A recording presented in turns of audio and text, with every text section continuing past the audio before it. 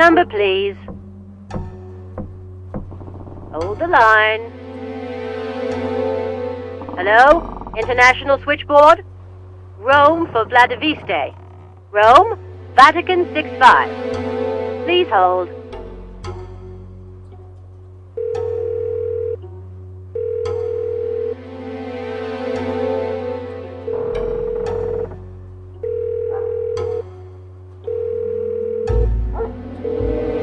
He's not in his office.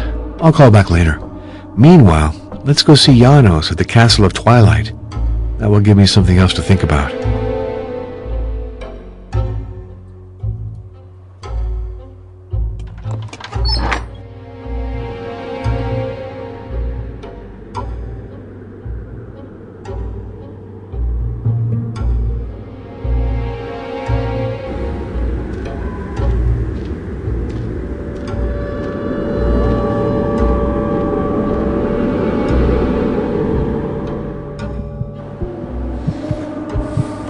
According to what Janos told me, the crossroads of the Broken Oak ought to be here. I have to keep going straight to get up to the castle.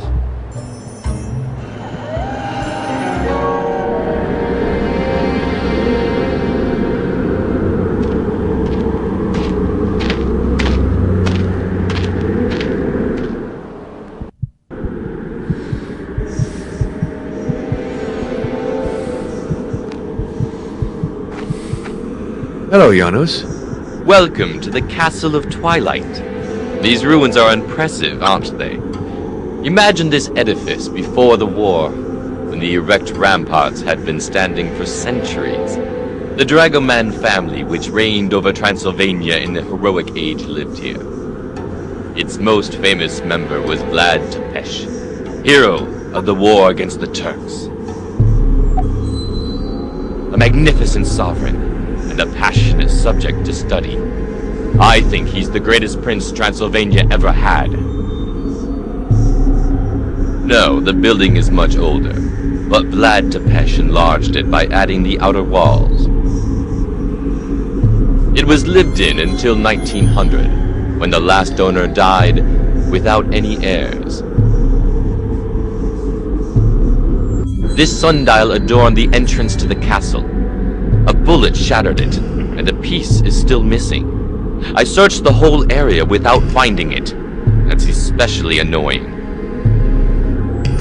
Vulnerant omnes, ultima necat. All injure. The last one kills. That refers to ours, doesn't it? Yes, which gives us a rather gloomy picture of man's fate. Gold with a sable wolf. The personal coat of arms of Vlad Tepes. Can you hear? The wolves multiplied during the war. Now that peace has returned, they're hungry. Skeletons. Exposed during the destruction of the ramparts. They were convicts who died of exhaustion while digging the foundation of the castle. They were buried where they fell, probably so their ghost would guard the place.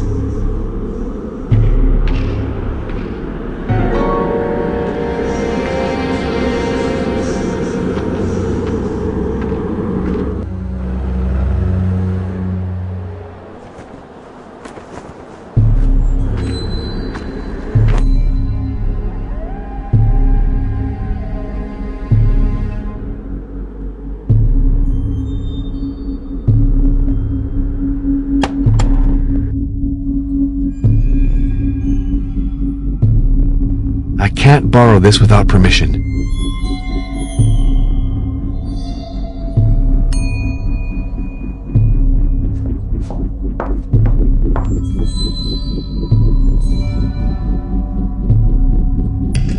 Sure you can. I don't know where it comes from. Some vagabond brought it to me.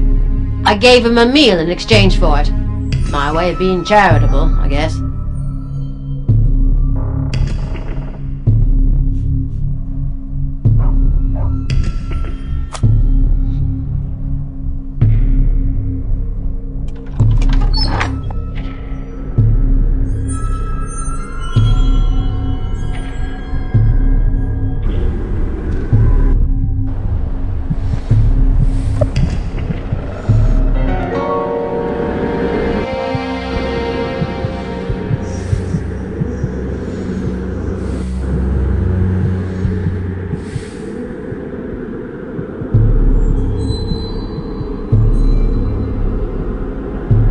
dragon. It's the dynastic emblem of Lad's family.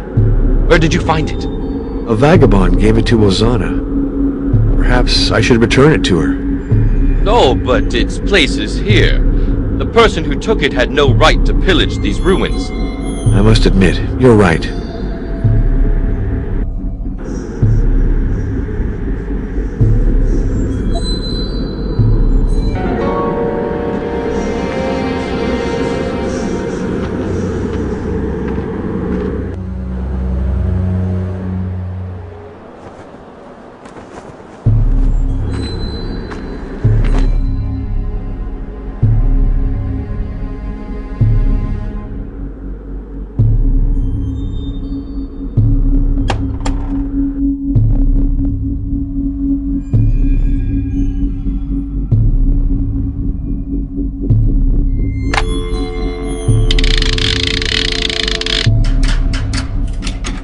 Number, please. Please hold.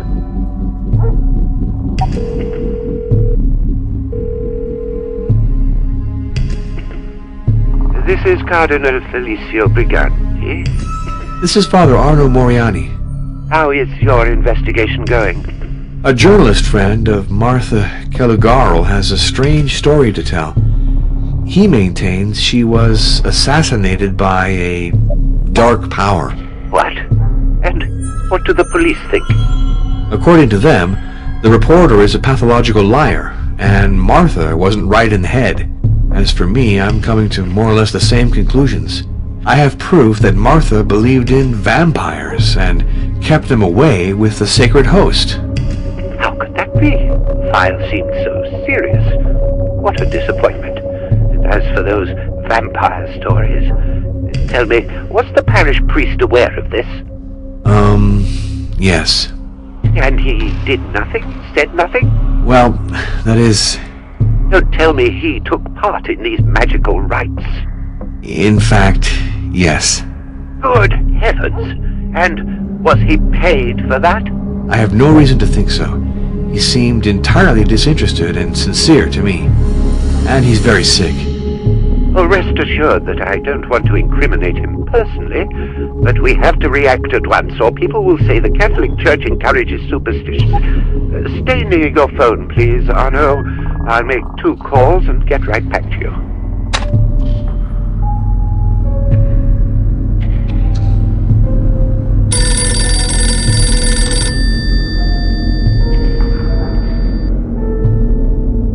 This is Father Arno Moriani. Arno, I've informed the Diocese of Albayula. They're stunned and say it's a setup. Are you sure about what you're putting forth? The testimony of Father Gregoriou seems conclusive to me. How could a priest encourage practices of the sort? That's the crux of the matter. I spoke about it upstairs and learned to my consternation that we're not dealing with an isolated instance here. Believe it or not, this is the 20th century and there's a fresh outbreak of belief in vampires. It's probably connected to the success of certain novels that have troubled impressionable minds. And so, I have new instructions for you. I suppose that I close the Calugaro file then? Certainly. And you open another one on vampires. Excuse me? You heard me right. Study the legend. Demolish it. Prove that it is not based on reality. We'll give your report widespread distribution. Yes, but hasn't the Church already taken a position on the question? To be sure. Benedict XIV formally condemned belief in vampires, but that was 2 centuries ago. It's time to bring his message up to date. What exactly am I to do? Seek the origins of the myth, but also pay attention to its literary aspects, its recent manifestations. Show that those phenomena that terrorize the naive are either pure fabrication or have explanations that aren't supernatural. Let me insist on one point, Arno. For your research, it's important that you consult the best scientific experts. We need the authority of a doctor and a historian to support your conclusions. Do you think that a rational discourse can vanquish superstition? I know the battle is never definitively won, but it must be fought. I hope the task doesn't seem too daunting for you. Not at all. You're entrusting me with an unexpected job, but a very interesting one. I'll get at it without delay. I'm counting on you. Your mission is delicate, Arno. It's difficult to accomplish without offending someone, but I have faith in you.